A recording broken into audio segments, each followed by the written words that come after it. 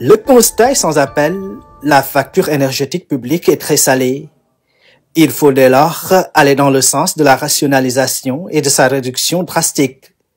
L'AEME, Agence nationale pour l'économie et la maîtrise de l'énergie, bras opérationnel de l'État du Sénégal, est bien placé pour réussir cette mission. En 2023, l'État a eu environ 71 milliards de factures d'électricité pour l'administration.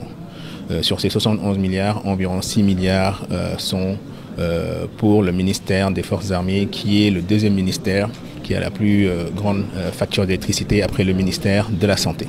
Et donc c'est dans ce cadre qu'aujourd'hui, la directrice générale de l'AEME, nous avons organisé cet atelier pour renforcer les agents du ministère, leur montrer les différents moyens d'économie et de maîtrise d'énergie.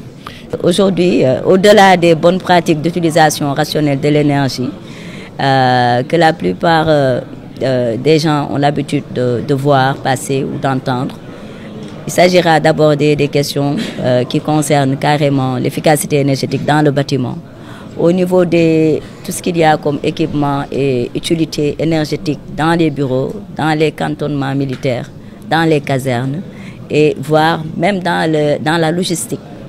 Parce qu'il y a beaucoup de possibilités aussi d'amélioration des consommations énergétiques dans le transport. Et on sait qu'il y a beaucoup de logistique avec les forces armées. Il s'agira d'aborder toutes ces questions-là pour voir comment est-ce qu'on peut améliorer de manière générale les performances énergétiques.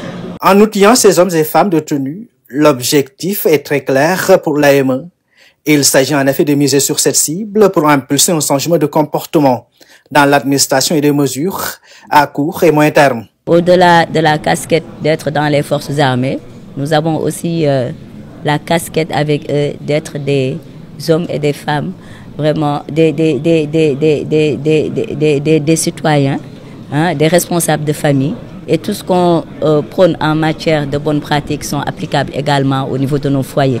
Maintenant, quand on parle de durabilité, ça veut dire qu'aujourd'hui, on doit aller dans une dynamique d'inscrire, par exemple, tout ce qu'il y a comme spécification technique de performance énergétique dans tous les chantiers, que ce soit des constructions de bâtiments, d'édifices, d'infrastructures au niveau de l'armée, mais que ce soit également dans l'acquisition des équipements énergétiques.